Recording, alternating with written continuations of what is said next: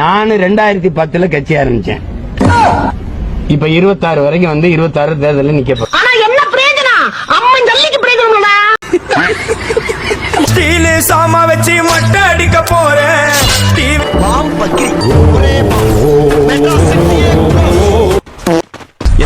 அல்லோ அல்லோ உன்னை இல்ல செல்லோ நம்ம கூட்டத்துக்கே வைத்த கொஞ்சம் அதான் நம்ம பல்லோ.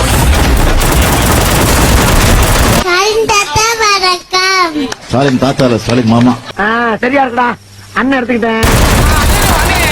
மை டியர் அங்கிள் கேக்குதா?